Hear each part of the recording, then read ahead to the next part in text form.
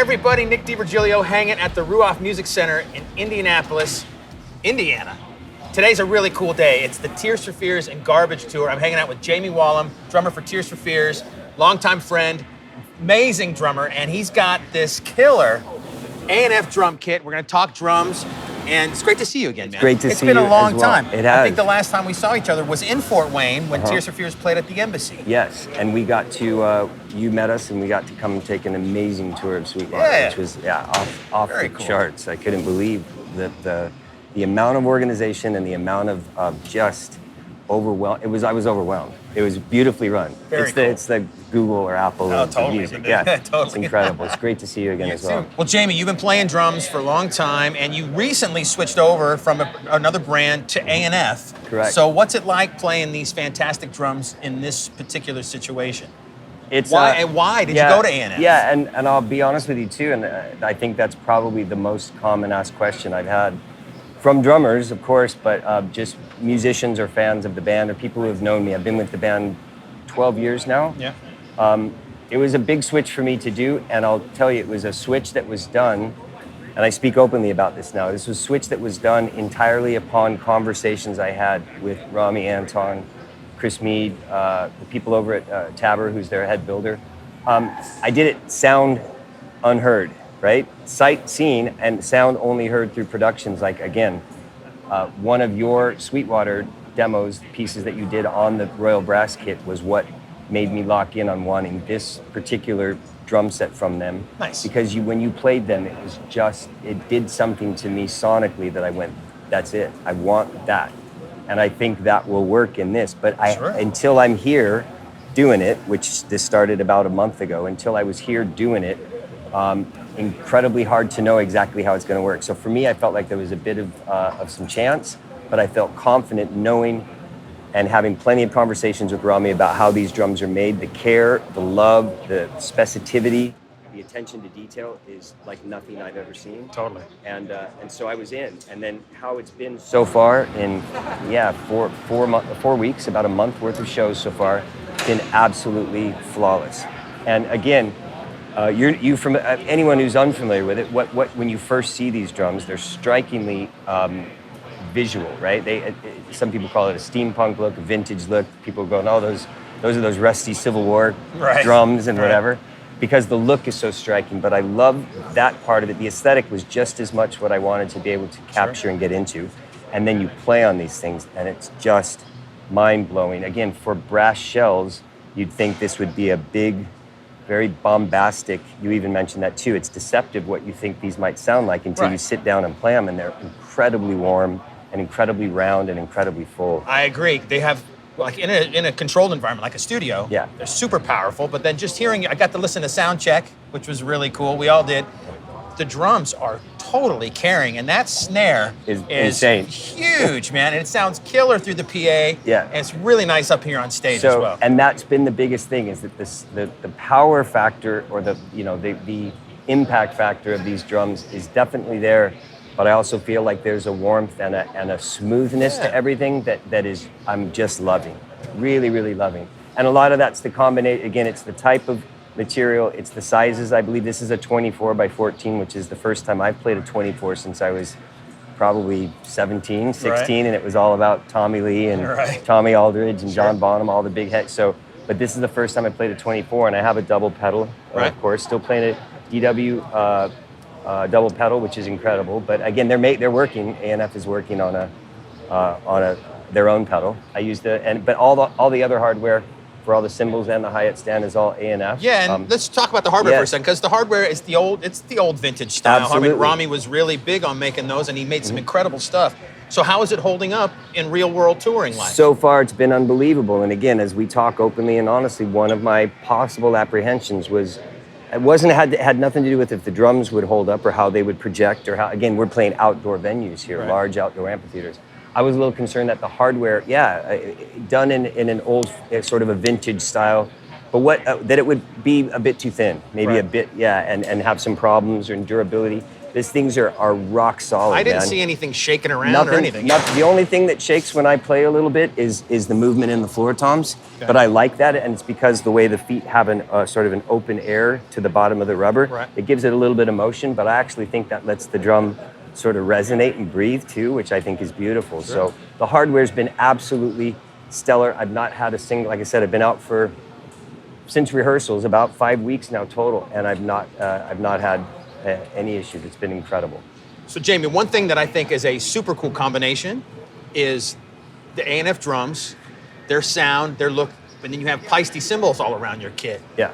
Paiste is, traditionally a shimmery, brighter, high-end sound. I think it's and you got this killer 26-inch giant beat here. It's huge. So an amazing It's sound. huge. But the sounds coupled together really well. Thank you. Yeah. So the interesting part about that, and I'd love to speak on that for a second too, is my definite shout out to Kelly at Paiste and to Eric, who I've been with Paiste for going on 21, 22 years. And going into this particular tour and setup, I had a very specific vision in what I wanted to try and achieve, because the thing I've loved about Paiste, and again, we're geeking out, but that's what this piece is about. Totally, yeah. You understand too, the shimmeriness, the high-end clarity, and to me, the consistency.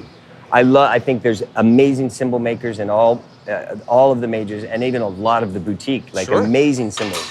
But the thing that I loved about Paiste traditionally, and has been, the fact that the consistency from cymbal to cymbal. Even within the lines, you get a lot of consistency. So I don't have really the ability, the time to take existing cymbal set down to a factory and try some out, or a music store and match it and do it. I can't do it. So it was always the consistency. But however, the flip side of that, going in knowing this new setup and the new music on the new Tears record called for a lot of voices, right, sonically, that might be a bit on the darker side, but not necessarily that really dry, sounds like it came straight out of Turkey, a Turkey factory. Right. So I was able to get together with Tim from Paiste, Tim Shadahay, and with Kelly's blessing, and I was able to put together what I thought would be the perfect setup for this tour. And it includes basically almost all modern essentials, masters.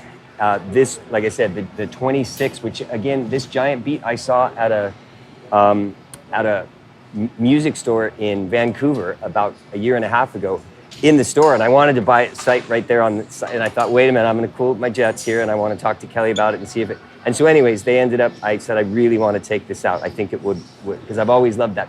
I call it the hippo jumping in the ocean, right? It's just that big, and it's the warmest sort of uninterruptive ride cymbal I've ever had. Well, what's cool I use it as a crash. Totally. Yeah, I was just going right? to say, because we were over in the back. It's one of the watching nicest crashes I've ever And had. you did a fill and you hit that crash and it just went, It does that thing.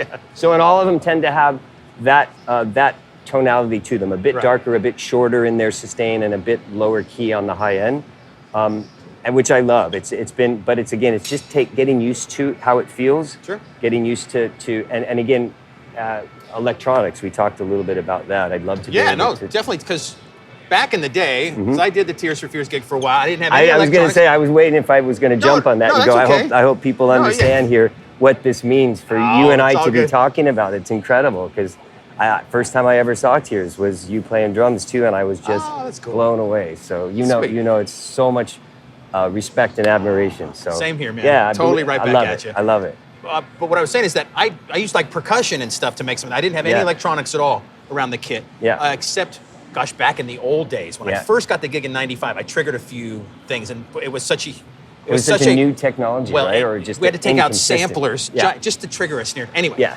So how are you like using the sample pad? That's a great piece of gear from Elisa's. Plus you have some pads here. So what are you doing with your electronics? Strike 10 pads. I'm still in the process of demoing and trying a few different ideas. I do have a trigger. I've got a Roland back there right now, but I'm working with Elisa's on getting one of their pedals. Because again, this is all brand new. Me incorporating electronics to any Tears material, basically any gig I've ever done. Right.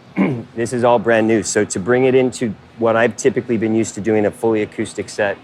But I thought, who cares? Throw it to the wind, because if everything's brand new, period, let's do it, and let's learn how to do it, and that way I have the flexibility, especially after actually playing on this new record, which is their first record in 17 years. I wanted to be able to simulate a lot of the stuff that was actually done on the record And I thought the best way to do that was definitely start getting into having a few pads. So that unit back here acts as the master brain, which again, the samples that I'm triggering are taken straight off the master recordings onto the internal hard drive here. Then those get, banks get set up for different songs. And so I've got the 3 Strike 10 pads over here that sample everything from a tambourine to some Simmons sounding toms to that sound in Woman in Chains that has that middle sort of yeah, exactly. Yeah. So I have that right off the record that's triggered, plus a bass drum pedal down there, a trigger pedal for some ambient bass drums on a few, and a couple of real tight like 808 bass drums on a couple things. Okay. So it's really great. It's working fantastically. So again, it's a really cool setup. You have the vintage look of the A&F and the sound. You have totally new current stuff with your electronics.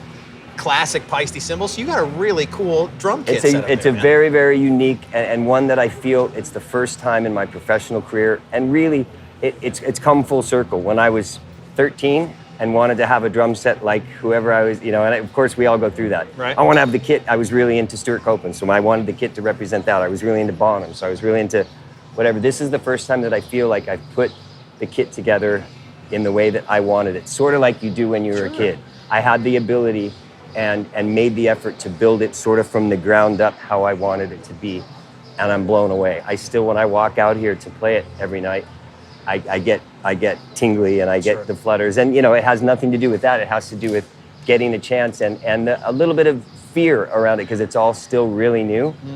But I think that's a good feeling. That's what sort of spurs you on to really make sure you're kind of locked in, and I don't want to get too comfortable because I want to have to feel that thing of I got to drive this machine, right? Sure. And so it's been incredible. I could not be happier with it. Well, A&F and Rami, that team down there, they make amazing equipment. And you're really doing them proud, man. I think these drums sound great. I couldn't be sound happier. Great with the band. Yeah. And I'm really looking forward to seeing the show tonight. Thank you. I'm so honored that you're here, and it's going to be fantastic. Thanks for taking the time. Of course, man. Appreciate it. Thank you. Always. Appreciate it. Always. Thank you, guys. Thanks, everybody.